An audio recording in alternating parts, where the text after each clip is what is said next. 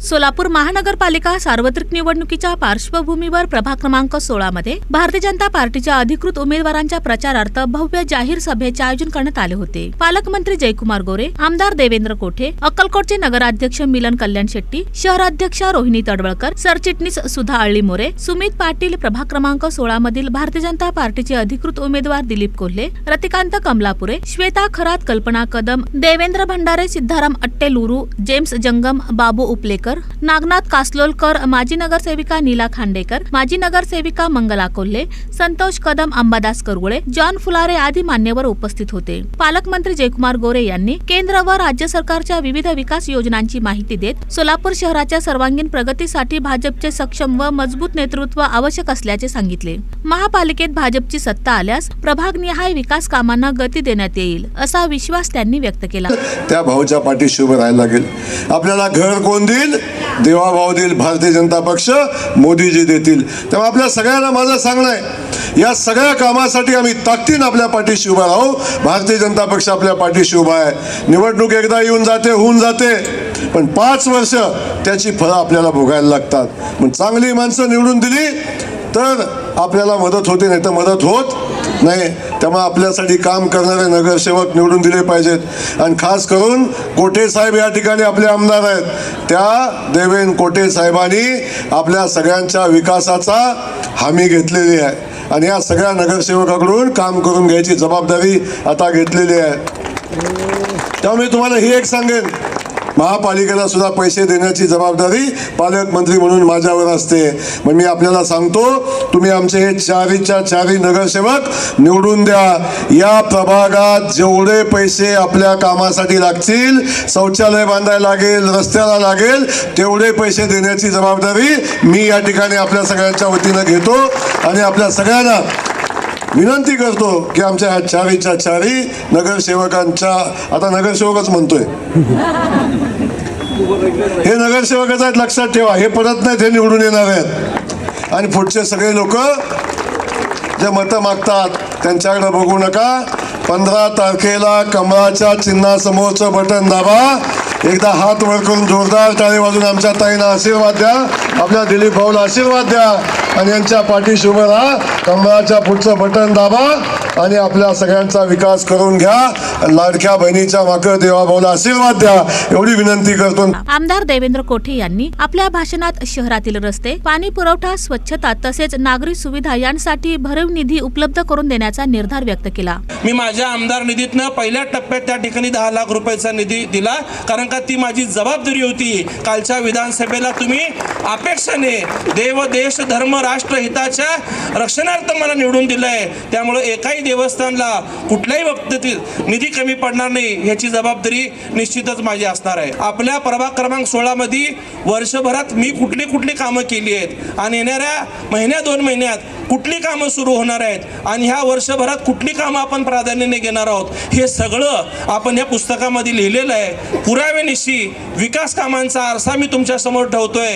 मी तुम्हाला जबाबदारीने सांगेल, भाजप उमेदवारांच्या पाठीशी तुम्ही खंबीरपणे राहा। येणाऱ्या 15 तारखेला आपण पॅनल टू पॅनल म्हणजे 4 बटन तुम्हाला दाबायचे आणि ते चारीचे चारी बटन कमळाला दाबायचे आणि तुमच्या विकासाची जबाबदारी आमची असेल, एवढा विश्वास आपल्याला देऊन या ठिकाणी थांबतो। जनतेच्या विश्वासातूनच विकास शक्य असल्याचे त्यांनी नमूद केले। भाजपच्या शहराध्यक्ष रोहिणी तडवळकर यांनी कार्यकर्त्यांनी संघटनात्मक ताकद वाढवून घरोघरी जाऊन भाजपच्या विकासाच्या भूमिकेची माहिती मतदारांपर्यंत पोहोचवावी असे आवाहन केले। सोलापूरच्या ज्या सुविधा झालेल्या आहेत, विमानतळ असेल, IT पार्क असेल, आणि सर्वात आनंदाची गोष्ट माननीय जयाभाऊ इथे आहेत आणि आमचे देवेंद्र दादा आहेत, त्यांच्या माध्यमातून आपल्याला येणाऱ्या काळामध्ये, मगाशी देवाभाऊंनी आपल्याला सांगितलं की 1000 कोटी रुपये, 892 कोटी रुपये आपल्या पाणी पुरवठ्याच्या योजनेसाठी दिलेत आणि येणाऱ्या 1-1.5 वर्षाच्या काळामध्ये आपल्याला काय होणार आहे? रोज पाणी मिळणार आहे आणि आपला त्रास वाचणार आहे पाण्यासाठी। आता कोणालाही घरात थांबून आपले कार्यक्रम बुडवायचे नाहीयेत, त्यामुळे येणाऱ्या थोड्या काळामध्ये आपल्याला रोज पाणी मिळणार आहे। ही आपल्या महिलांसाठी आनंदाची गोष्ट आहे की नाही? हो की नाही? पाण्याचा त्रास नकोय ना आपल्याला?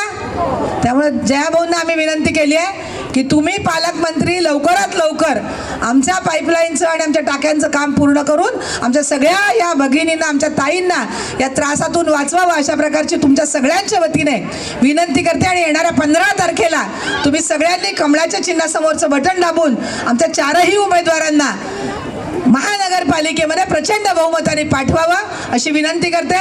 यावेळी प्रभाग क्रमांक 16 मधील भाजपचे अधिकृत उमेदवार दिलीप कोल्हे, रतिकांत कमलापुरे, श्वेता खरात आणि कल्पना कदम यांनीही आपली भूमिका मांडत प्रभागाच्या सर्वांगीण विकासासाठी कटिबद्ध असल्याचे सांगितले. सोलापूर शहरामध्ये माननीय मुख्यमंत्री, पालकमंत्री आणि आमचे आमदार सचिनदादा आणि देवेंद्रदादा यांनी सोलापूर शहराला काय करत असेल तर सोलापूर शहरामध्ये आपल्याला IT पार्क उभा केला पाहिजे, जेणेकरून त्यामध्ये 20 ते 25 हजार विद्यार्थी आपले इथं कामाला येतील.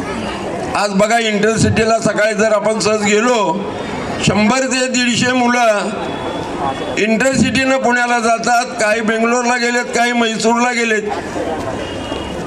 शेवटी आपल्या घरच्या परिस्थितीची जाण जर बघितली तर आई वडील वृद्ध असतात, त्यांची सेवा सुद्धा त्यांना करता येत नाही. आपले आईबाप पण शेवटी आपला प्रपंचाचा गाडा चालवायचा म्हणून नाईलाजानं आपली मुलं बाहेर जातात. त्या मुलांना आपल्या आईची सुखसेवा मिळावी, त्यांची सेवा घडावी म्हणून आज या ठिकाणी IT पार्क आलेला आहे.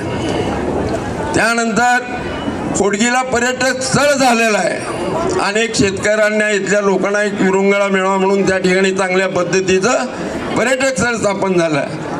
आज मला सांगा, मोठमोठ्या हॉस्पिटलमध्ये गेल्यानंतर काय अवस्था असते आणि आपण कशा वेदना भोगतो.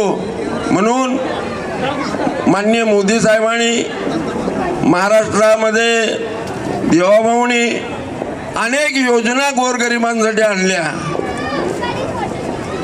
मोफत रेशन दिलं, असे अनेक सुविधा करणारे आपल्या विकासाची गंगा सोलापुरात आणायची असेल तर आपल्याला कुणाला मत द्यायचं आहे? आपण कुणाला मत देणार? आवाज येत नाही, आवाज. म्हणून देवाभाऊनी आता परत एक नवीन योजना आणली महिलांसाठी, लखपती दीदी देवाभाऊनी चालू केलेले. परंतु जी आता लखपती दीदीची योजना आहे ती सुद्धा कार्यरत होणार आहे. ही तर 1500 रुपयाची योजना कधीही बंद होऊ शकणार नाही असं देवाभाऊनी प्रत्येक भाषणात त्याचा उल्लेख केलेला आहे. म्हणून त्यानंतर आता लखपती दीदी निर्माण आपल्याला मिळणार आहे. या सर्व गोष्टीचा विचार करून पुन्हा एकदा विचारतो, आपण मत कुणाला देणार? तसेच मतदारांनी संपूर्ण भाजप पॅनलला विजयी करण्याचे आवाहन केले. या जाहीर सभेस भाजपचे पदाधिकारी, माजी नगरसेवक, कार्यकर्ते आणि नागरिक मोठ्या संख्येने उपस्थित होते.